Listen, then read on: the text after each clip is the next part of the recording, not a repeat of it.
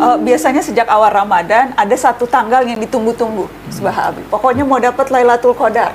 Jadi mempersiapkan diri untuk mencapai itu, tapi kerap kali kita masih ragu bagaimana caranya mempersiapkan diri. Apakah itu memang akan datang ke orang yang bersiap sejak awal, atau memang hanya ada hari tertentu yang dimana kita kejar, atau seperti apa? Lailatul Qadar sejak awal. Ya, jadi begini, Abi ada beri contoh itu, ilustrasi. Lailatul Qadar itu tamu agung. Dia tidak akan berkunjung ke suatu rumah atau mengunjungi seseorang kalau dia tidak yakin bahwa orang ini siap menyambutnya dengan baik. Tamu agung ke airport, banyak yang jemput dia, tapi tidak semua dia sapa, tidak semua dia lihat, apalagi dia kunjungi rumahnya. Nah, jadi orang yang dikunjungi oleh Lailatul Qadar itu adalah orang yang siap untuk dikunjungi. Nah, persiapan itu selama ini terkadang terlambat. Kita baru Lailatul Qadar malam 27 Ramadan. Ya tahu? Iya. Padahal mestinya sebelumnya. Itu ada bahkan ungkapan bulan Sya'ban itu bulan Rajab itu bulan menanam. Bulan Sya'ban itu bulan menyiram. Bulan Ramadan itu bulan panen. Ini mau panen enggak diam enggak ini. Nah, jadi harus siapkan hati sejak semula. Itu sebabnya Abi senang berbicara tentang Lailatul Qadar pada sebelum Ramadan. Justru kita jadi mempersiapkannya sebelum Ramadan. Persiapkan hati. Nah, satu lagi, Lailatul Qadar itu salamun ya hatta mata. Harus damai hati Anda, damai dengan diri Anda, damai dengan orang lain dan sebagainya. Karena dia tidak datang pada orang yang tidak damai. Itu kira-kira ya. Nah. Bagaimana Gus? Biasanya kalau seperti yang ini menambahkan yang dari Pak Gores, kalau tradisi di pesantren, karena ini akan mengilhami sekian tradisi di masyarakat, karena mereka rata-rata dipandu kiai. Malam 17 sudah banyak mengadakan nuzulul Quran, terus 21, 23 sampai 25, 27. Dan kiai-kiai itu pinter, meskipun mereka tahu Lailatul Qadar hanya sehari dari sekian hari itu, tapi kebaikan nggak boleh terbatas. Betul. Sehingga dengan tanda kutip agak-agak diakalin. Ya. Tapi ini kan tetap baik, artinya tetap baik, ibadah itu nggak ada ruginya, mau dapat Lailatul Qadar maupun enggak itu. Jadi ikhtiar tadi tetap bagus itu. Betul. Saya ingin tambahkan lagi di sini. Allah memberi anugerah bukan hanya melalui Lailatul Qadar. Ya. Banyak anugerah yang lain. Ya, toh? Itu ada ungkapan di pesantren dulu dikatakan. Inna lillahi fi ayyami dahrikum nafahat ala fata'arradu. Ada nafahat, ada apa artinya itu? Kita bisa ilustrasikan hembusan angin. Siapapun yang berada di lokasi itu kena hembusan angin. Ada itu satu. Ada lagi atiyat, anugerah dari Allah tanpa Anda minta. Dilihatin orang baik, ini orang ini. Itu anugerah. Tidak harus Lailatul Qadar. Ada lagi mawahib sesuai dengan permintaan. Jadi ada 3. Tidak usah kan itu kita siapkan. Tidak dapat Lailatul Qadar, ada yang lain, ada yang lain, ada yang lain. Ya, karena itu seperti kata Gus Bahak, kita punya kiai-kiai di pesantren itu mempersiapkan diri kan, kebaikan dan aneka hal.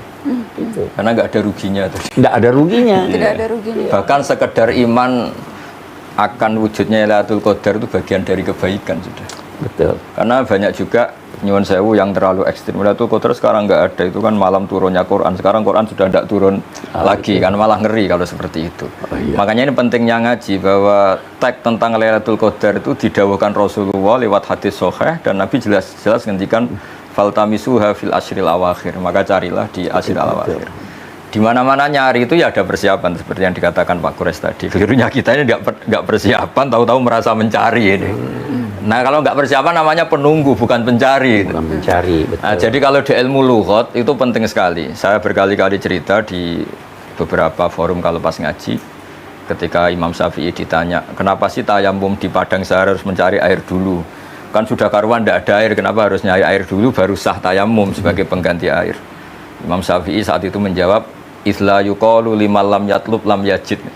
Seorang yang tidak pernah mencari tidak bisa diistilahkan tidak menemukan gitu. Padahal Allah ngendikan falam tajiduma'an untuk boleh tayamum harus tidak menemukan air, di mana-mana tidak menemukan setelah mencari.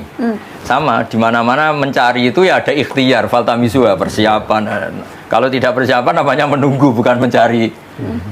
Jadi artinya bagi orang yang meyakini Lailatul Qadar di atas 20 ya tidak menafikan persiapannya mulai tanggal 1 bahkan mulai Rejab tadi. Jadi ini saling tidak bertentangan.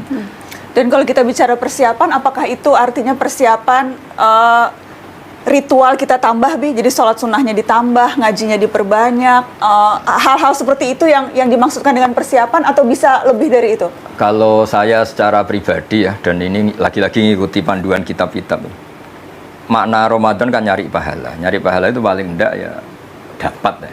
Kalau dapat nggak dimiliki orang lain. Sehingga Rasulullah sering mencontohkan jangan ngerasani, jangan berdosa saat Ramadan karena nggak sumbut cara Jawa itu. Kita dapat pahala kemudian hilang karena diambil yang kita rasanin, kita gosipin, kita fitnah. Sehingga perhitungan-perhitungan hukum harus mateng. Apa artinya Ramadan kita makan riba, misalnya apa artinya Ramadan kita makan hal yang haram atau ngerasani atau kan dicontohkan ada 2 perempuan yang sering puasa sunat, kemudian dia sampai pingsan, terus disuruh Nabi berbuka, terus kata Nabi ini puasa dari sesuatu yang halal tapi tidak puasa dari sesuatu yang haram. Terus 2 perempuan itu disuruh muntah, ternyata muntah darah itu. Terus kata Nabi ini makan a'rodan nas, ini makan harga diri manusia itu.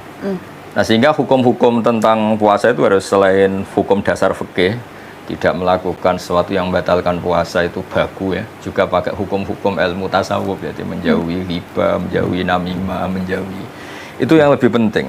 Nah cara itu gimana? Yang paling gampang adalah seperti nasihat Imam Satibi tadi, seseorang itu melihat semuanya ini kersane Allah dan kita baik juga bisa buruk, yang sedang buruk sekarang juga bisa baik, sehingga bawaannya dengan orang lain ini husnudzan tadi, yang sekarang saya baik misalnya bisa saja suatu saat buruk, yang saya cap sekarang buruk bisa saja suatu saat baik. Lagi pula kan kita tidak diutus sama Allah untuk meneliti orang lain wala tajassasu. Sehingga dengan mental itu Ramadan kita fokus cari ridhonya Allah, mendoakan orang mukmin semuanya, tidak aneh-aneh lah istilahnya. Itu persiapan yang penting sekali. Justru yang paling penting itu bersangka baik, memohon keridhaan, kemudian introspeksi diri, itu ya, Bibi. Iya. Satu hal yang saya ingin tambahkan dari Gus Baha, istilah Al-Quran itu amal soleh. Kegiatan penggunaan daya yang bermanfaat. Jadi tidak harus hanya banyak salat, banyak ngaji, ya kan? Memberi muka orang itu amal soleh. Lahu ajri shaim. Iya kan? Iya kan? Jadi semua kegiatan yang bermanfaat untuk diri, untuk masyarakat, itu semua bisa mendekatkan seseorang kepada Tuhan. Bukan hanya salat, bukan hanya baca Quran. Kalau baca Quran lagi saya mungkin karena saya banyak tidak mau berkata banyak membaca, tapi itu tekanan studi saya, faham Al-Quran, bukan sekedar baca. Tadarus kan itu artinya saling mengajar, saling. Itu persiapan yang bisa membantu kita menjemput Lailatul Qadar. Amin. Amin.